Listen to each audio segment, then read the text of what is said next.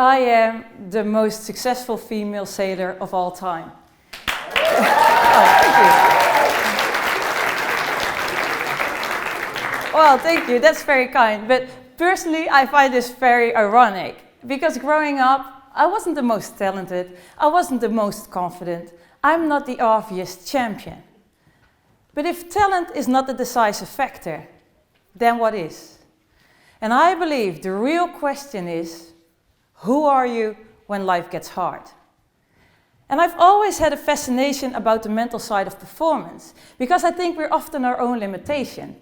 And there's so much comparison, and we look at other people, we look at competition, but the real competition is often our own head.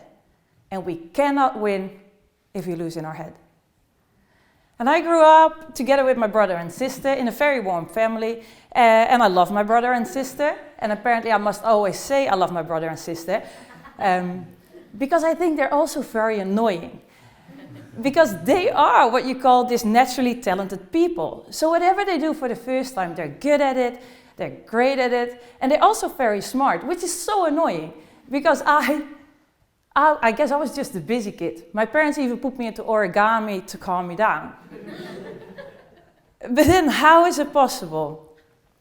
How is it possible that you have a brother and sister that are so smart and so talented, but I can also win medals? And I found part of the answers in the work of Professor Carol Dweck, and she distinguishes two mindsets, the fixed mindset and the growth mindset. And the fundamental question is, do you think a champion is born, or do you think a champion is made? Thank you.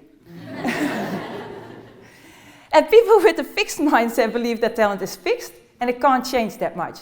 Whereas people with a growth mindset believe you can learn and therefore grow. And it's the power of not yet.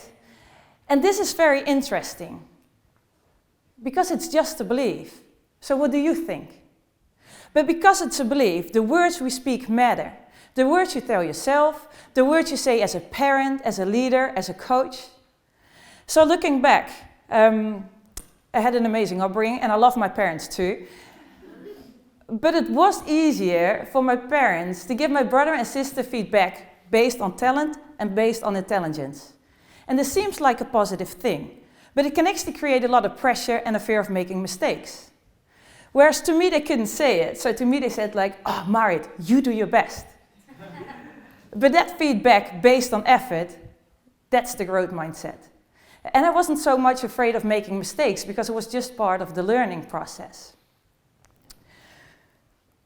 And I think I've translated this in my life motto, I don't believe in talent. I believe in hard work and dedication. And of course we need talent, but talent is not the decisive factor. And I actually think that talent can be a handicap, because when things come very easy, you don't have that many setbacks. So when setbacks eventually do come, you don't know what to do. Or even worse, you see it as a confirmation, like I can't do this. And I think there's actually a lot of strength in having small setbacks, especially when you're younger. And we should almost wish for our children to have more small setbacks.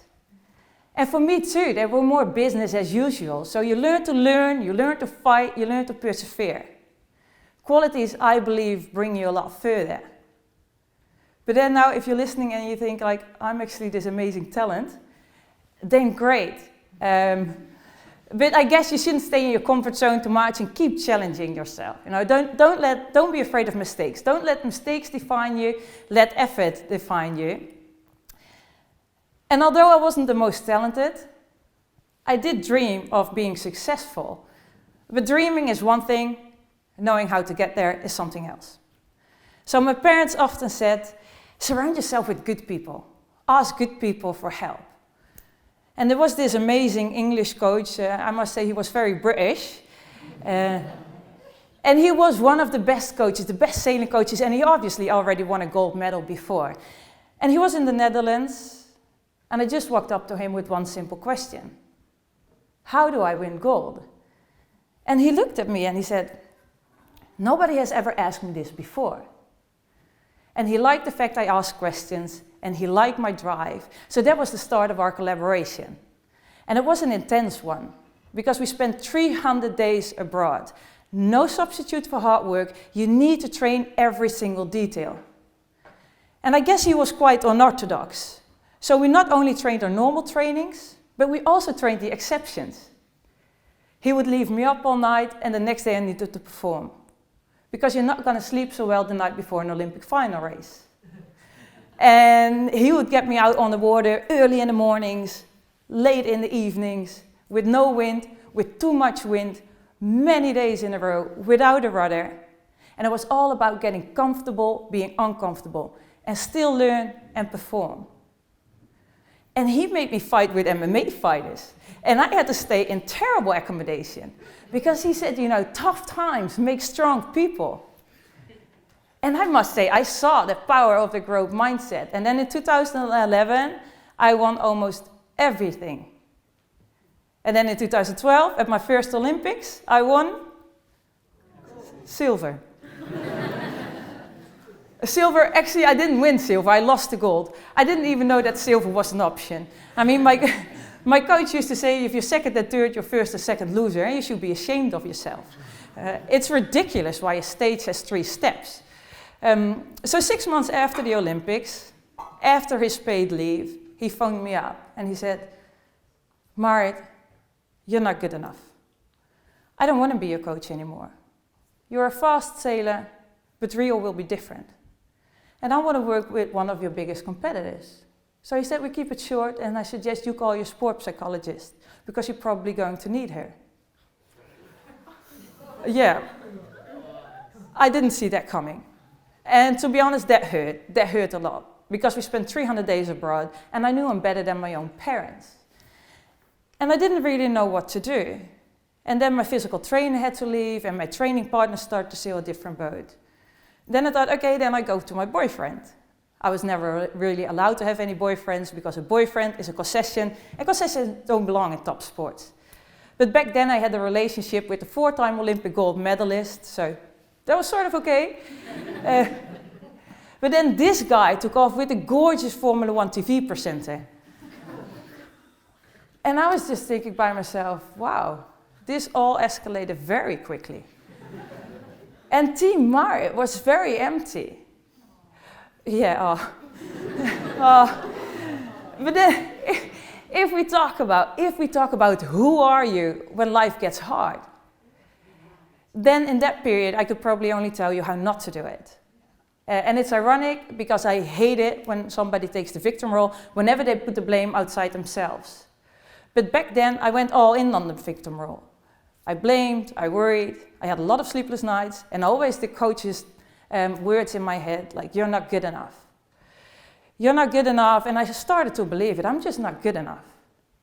And I didn't look out for myself very well, and I started drinking alcohol, which isn't the best in top sports.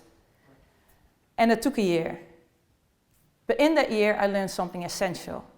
And that lesson is the same for me as it is for you. And that is that setbacks are part of life. And definitely in top sports, setbacks are more regular than exceptions. So we need to get good at setbacks. We need to expect setbacks. Who are we when life gets hard? But how do you get good in setbacks? And in sport psychology, we call it control the controllables. We want to focus on the things we can control and tolerate the rest. And we can't always control what happens to us, but we can control how we respond. And it's that distinction.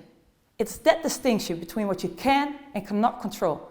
That's the foundation of mental strength. And you see that people who are often very negative, or a depression, or a burnout, are often people who are very worried about the things we can't control. And I've tried this too, worrying about the uncontrollable. So I worried about my coach leaving, I worried about competitors, I worried about the results. But we don't have any control. But what we do have is often emotions. We have emotions, we have frustration, and we have pain. And pain is inevitable. Pain is part of life. But the difference is how we're going to treat that pain. And where I went wrong, and where I see a lot of other people struggle too, is that we're going to judge the way we feel.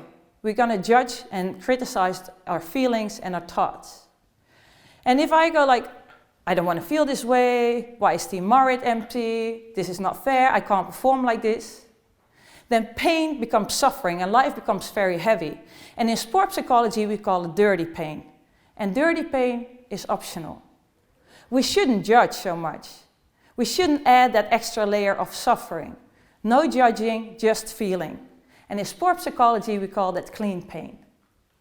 And if you ask me, then in general, there's way too much judging, way too much criticizing. And it's just a waste of energy. It's such an energy leak. And then the biggest misperception, in my opinion, in top sports is that you have to feel well to perform well. And I don't think this is true. We don't have to feel well to perform well. Maybe it helps, but there's a lot of talk always about you have to think positive. And I don't want to say I'm an anti-positive person. I'm just saying that sometimes it can be very hard to stay positive. Because I wasn't thinking like, oh, Team Marit is empty. Wow, what a great opportunity. Oh, what can I learn from this? No, of course not. So I don't believe in positive thinking. I believe in helpful thinking. Hey, this situation is far from ideal, but I'm going to make a plan for the next Olympics. And I think actually in helpful thinking, there's a lot of acceptance. And it can be an and situation. And you accept the situation as it is, and you can still be constructive and decisive towards the future. And with that mindset, I won my first Olympic gold medal in Rio. Finally. Oh, I like you as an audience, thank you. Well, and then in Tokyo, the Tokyo campaign started. Tokyo was great, and especially in the Olympic season, I was European champion, world champion, and then Corona hit. Didn't do a good job, and I scored my worst result in 5 years' time, and I ended up being bronze. Bronze at the Olympics. But then a week after the Olympics, I got pregnant of a baby girl, and I thought I'd do another campaign. But then, just before the Paris Olympics, I faced another major challenge. Because 1 week before the Paris Olympics, it became clear to me that the relationship with the father of my child would not last. And it wasn't my choice. But I did have a choice to make. Am I going to take that victim role, or do I take ownership? And of course I was sad, and I wasn't sure if I was going to win the Olympics. But I did know that that victim role would not work. Because as soon as we put the blame outside ourselves, our own development stops. So this time, I needed to choose different. And this time I chose to take ownership. And all my mental lessons came together. Control the controllables, leave that pain clean, and focus on helpful thoughts. And of course I got distracted. We all get distracted, we're all humans. But every time that happened, I returned to my task again and again. And I had this thought in my mind, I might lose everything I dreamt of, but I will always be Jessie's mom, and I can still give it all I have at this Olympics. And in the end, the ultimate victory is not winning on the days you feel comfortable. In the end, the ultimate victory is winning on the days you don't. And although the Paris Olympics will always be an Olympics with a story, I am proud that under these circumstances, I still got the best out of myself. So at the Paris Olympics, with 1 race to spare, I won another gold medal, and I became the most decorated female sailor of all time. No, that's okay.